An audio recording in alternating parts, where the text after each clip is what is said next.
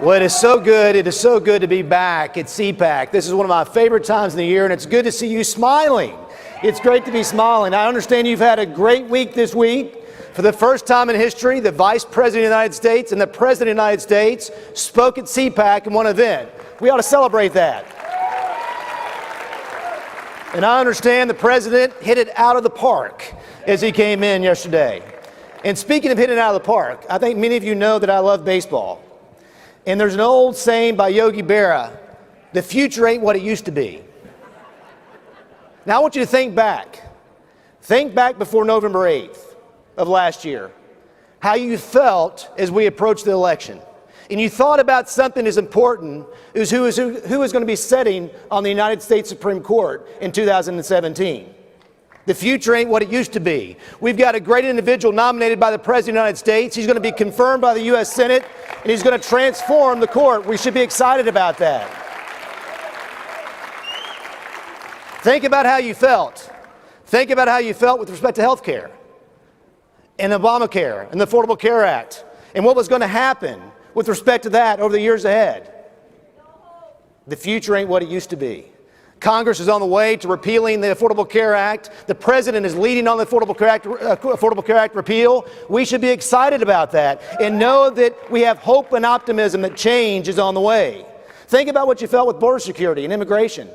How we needed a president who was going to lead to make sure that we took seriously enforcing the borders. How we took seriously making sure that national security was advanced. The future ain't what it used to be, as Yogi Berra said. And I will tell you, as I started this week, last Friday, I was sworn in as the EPA administrator. And as I was sworn in as the EPA administrator, I began this week leading that agency. And I will tell you, the future ain't what it used to be at the EPA. Because maybe for the first time ever, but at least in a long time, that agency, like agencies across the federal government, we're going to do business as you should as an administrative agency, as an executive agency, because you know this. Executive agencies only have the power that Congress has given them. They can't make it up as they go. They can't fill in the blank. They can't say, we're just simply going to go forward without Congress speaking. And so, leading the EPA, sending that message across our agency, I've emphasized three very important things as I've started leading the EPA. Number one, we're going to pay attention to process.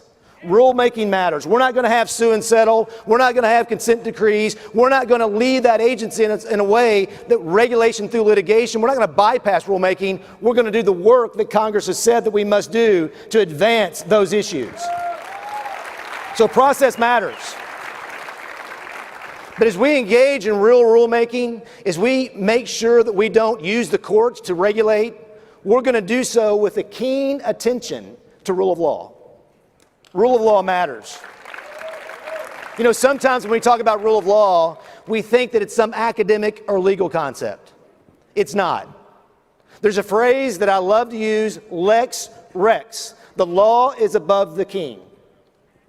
And when rule of law is applied, it provides certainty to those that are regulated. Those in industry should know what's expected of them. Those in industry should know how to allocate their resources to comply with the regulations passed by the EPA. We're going to conduct and pay attention to rule of law because we want to do what? Make sure that we operate within the framework that Congress has provided us, to operate within the framework of the law and not outside of the law, as has happened of late. So process matters, rule of law matters, but let me tell you this. What really matters a lot is federalism. We're going to once again pay attention to the states across this country. I believe that people in Oklahoma, in Texas, in Indiana, in Ohio, in New York, in California, and all the states across the country, they care about the air they breathe and they care about the water they drink. And we're going to be partners with those individuals, not adversaries. The EPA is going to be a partner to make sure that we advance environmental issues and restore the notion of federalism that's insistent in our environmental statutes. So process, rule of law, and cooperative federalism, that's going to be the heart of how we do business at the EPA. The future ain't what it used to be at the EPA.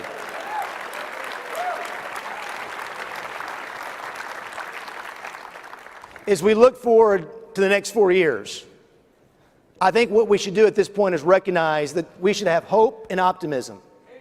That we're going to go out and see a trajectory, a new day of freedom. You know, there are certain times in history when you're living them, you know that the time that you're living is not just going to impact the immediate generation, but generations in the future. And we can look back over the past, and we know those times. Obviously, the time during World War II was a very important time that impacted generations and decades. 1980 was one of those. And we know the Reagan Revolution brought about substantial change for this country and set us on a course toward freedom.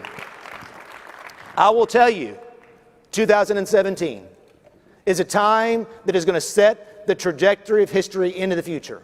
We're going to restore power back to the people. We're going to recognize that regulatory uncertainty in the regulatory state needs to be reined in. We're going to make sure that the states are recognized with the authority they have, and we're going to do the work that's important to advance freedom and liberty for the future. It's an exciting time.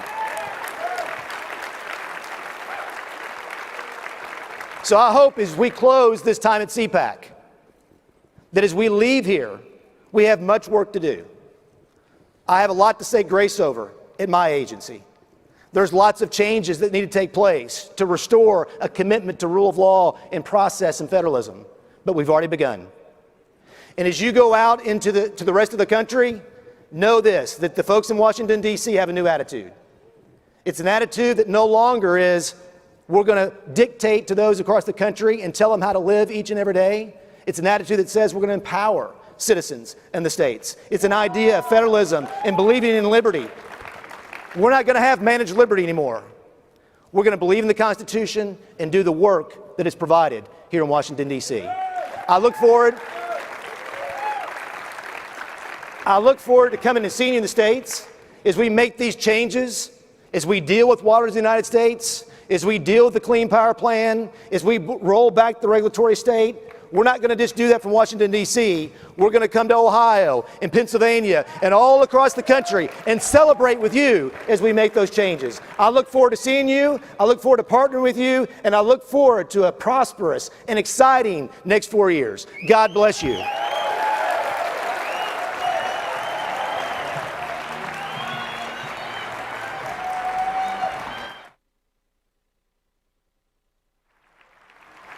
Very well done. Dr. Gina. Very well done. Well, I can tell you all are very excited about him, but I find a certain irony here. Show of hands, those of you who kind of hope that Administrator Pruitt will just sort of make the EPA go away.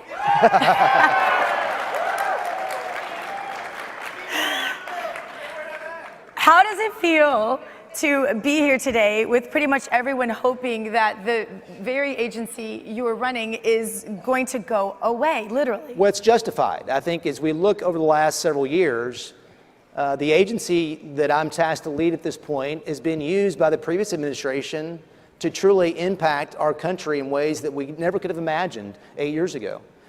Jobs have been impacted.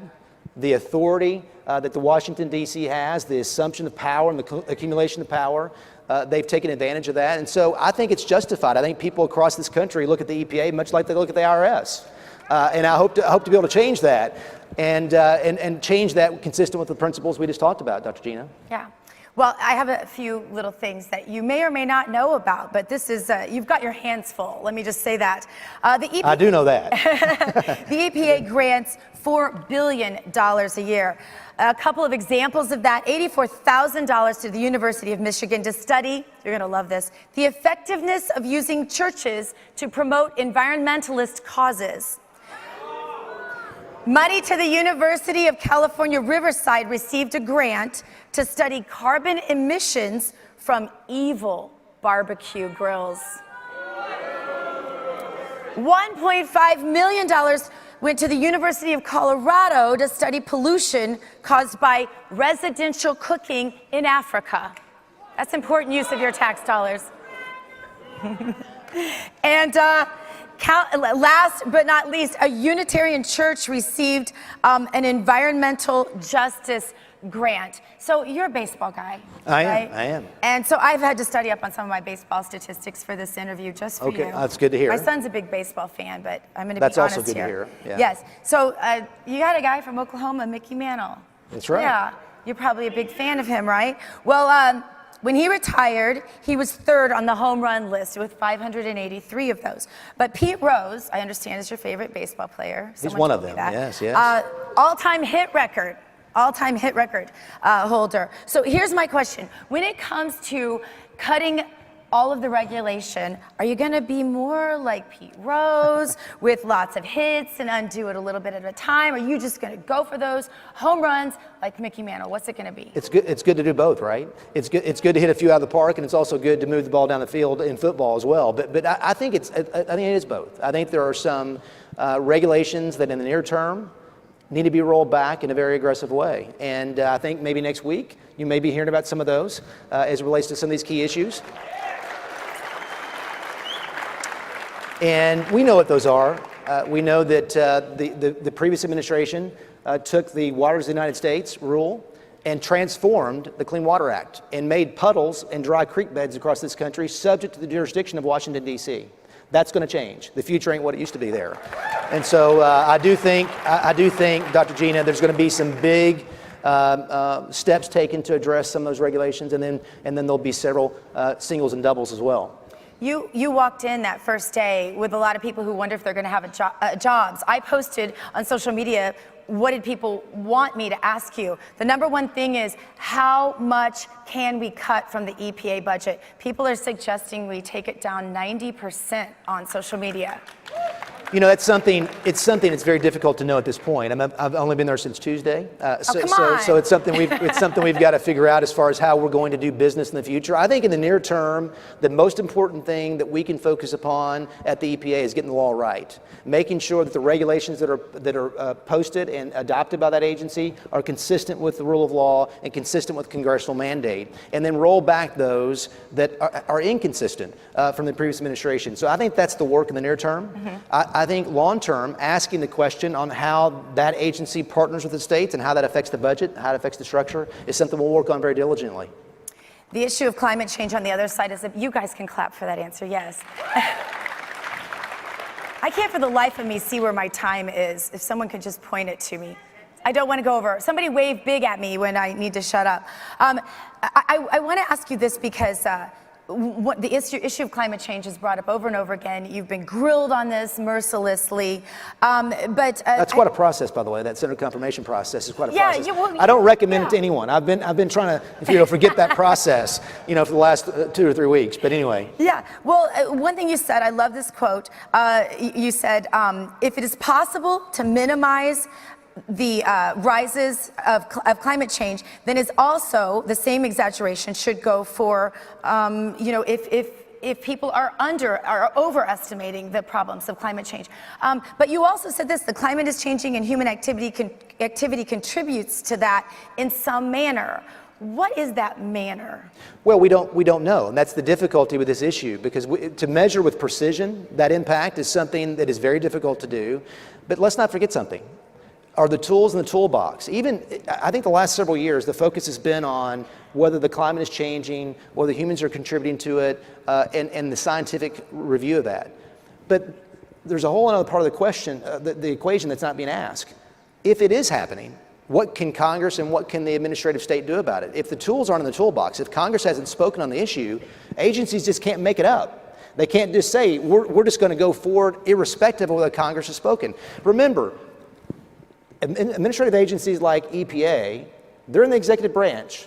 They exist to enforce the law, as passed by whom?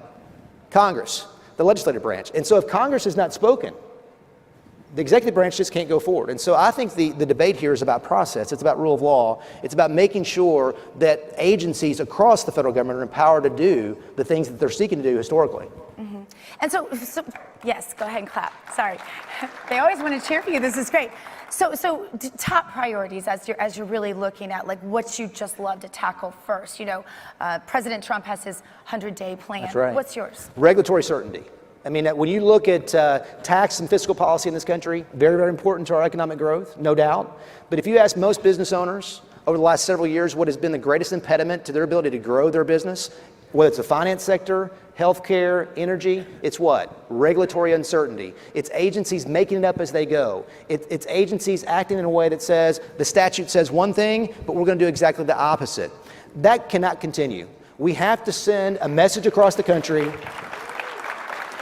We have to send a message across the country that we're going to provide certainty by living within the framework that Congress has passed. And so we're going to see regulations roll back that aren't consistent with that, Dr. Gina. WOTUS, Clean Power Plan, the methane rule. There are several. We've got plenty to say grace over.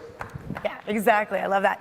So you described a little bit about what it was like to walk in that first day and have people, whatever. You were controversial. I mean, I said to you, this is a homecoming here at CPAC. He's been here forever, and we all love him here. But that same love is flipped exactly on its head in certain other audiences, right? So tell them a little bit about what you shared with me about your optimism, really, of the people that you have to work with. Well, one of the things that I really wanted to try to establish day one is share a little bit about who I am as a person and how I lead.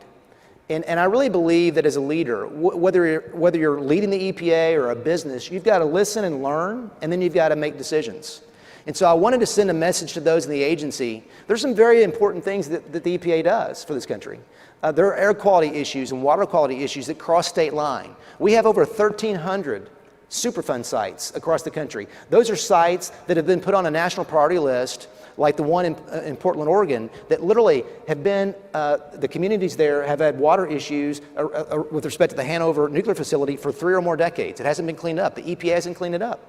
And so there's some very important work to protect and provide leadership in the environmental space. But what's happened over the last several years is the previous administration was so focused on climate change and so focused on CO2 that some of those other priorities were left behind. How to clean up those communities, we as Republicans don't have anything to be apologetic about with respect to the environment. Nothing. We have always believed that you can grow jobs, grow an economy, while also doing what? Being a good steward of the environment. That's what we're tasked to do, and we can do both. So, one of the most interesting facts that maybe many of you know is that when he was Attorney General in Oklahoma, you sued the EPA 14 times. Deservedly. I believe it. But have you had a lot of questions about that from the people that you're working with now? I have, and it came up in the Senate confirmation hearing a few times. But as it came up, ask yourself this. Why would the state of Oklahoma, the state of Texas, the state of West Virginia, or any other state in the country sue the EPA? Well, it's one, because the EPA was acting inconsistent with the statute. They said, you know what, the states have authority, but we're going to disregard that. We're going to displace that. We're going to duplicate that and force ourselves upon the states. Do you know, I'm sure you do because this is something you studied this morning, but let me tell you a stat. President Bush 1, President Clinton, and President Bush 2, 3 administrations, issued something called a Federal Implementation Plan, a FIP, a federal plan, forced upon the states 5 times in 3 administrations. This last administration, President Obama, did it 56 times in 8 years. What does that say to you? It says this, that the previous administration saw the states as a mere vessel of federal will, did not respect the 9th and 10th Amendment, did not respect Congress, did not respect the statute, did not respect the rule of law. So when you do that, what happens? You get sued. And we not only sued, we won. We stopped the Clean Power Plan. We stopped WOTUS. And guess what that means? Guess what that means now? This president, who is leading with great decisiveness, who is expressing great action, is saying, we're going to fix that. And I'm so thankful that I've got that kind of leader in the White House so we can go to the EPA to get all those things fixed now. And we should celebrate that. So exciting. Yeah. Really so exciting. When all is said and done, and this journey has come to an end for you in terms of this job, what do you want it to look like? What do you want that legacy to be? I mean, everything is, there are a lot of factors that will play into that, and I understand that some of that may be fluid. But right now, when you visualize what your accomplishment will look like, what do you want them to have said about you? I really want this previous panel that you just heard, as far as the younger generation, the millennials. They bought an argument and a narrative that says that we cannot be pro-energy and pro-environment, and we can. We can as a nation. We always have been. And I think that when we have a mutually exclusive kind of approach, that if you're pro-environment, you're anti-energy, and if you're pro-energy, you're anti-environment, what that means is that we've put on jerseys. You know, that we've been used to serve political ends. We as a nation are better than that. We do it better than anybody in the world as far as growing an economy and being a good steward of the environment. So I hope, whenever the day comes that I leave the EPA, I hope that the people in this country recognize that we've accomplished that we're better than China, that we're better than India, that we're better than developing nations across the globe, because we do both. We grow jobs, we see jobs in West Virginia and Ohio and Pennsylvania, and we also take care of our water, and we also take care of our air, and we take care of the future for our children. That's what I believe needs to happen. You know, you make such a great point. You make such a great point that a lot of this is, honestly, this is messaging. Like, your greatest battle is really of a marketing nature in some ways, because getting popular opinion to go along to match up with the policy and the regulation that you want to change, that's messaging. So how can the people here at CPAC help you take that message to their peers, their work environment, their schools, as they go back out in the real world after the safe space of CPAC? I don't know. Well, I think that another key term and a key word for me is trust. You know, there's distrust right now that exists between the states and Washington, D.C. as it relates to the EPA and the environment. We need to do what we can to restore trust. And so we're actually going to dedicate resources, Gina, to go out across the country. I'm going to be spending time in West Virginia and Ohio and states with governors and their respective executive departments there. And I'm going to send a message. Let's join arm in arm to do what's important for the environment. Let's restore trust, and let's recognize and understand that you in those states believe in clean air and clean water. And I really believe at the end of 8 years, we're going to have better air quality. We're going to have better water quality, because it will be vested in what? A partnership. A partnership that exists constitutionally and exists legally, and I hope in messaging as well. And all that's very measurable. Yes, very measurable. And that's the exciting part. It is. So we have a lot to look forward to with you. The future ain't what it used to be. That's right. Yeah. Congratulations. Thank you. Thank you very much. Thank you so much. Thank you very much. Thank you guys.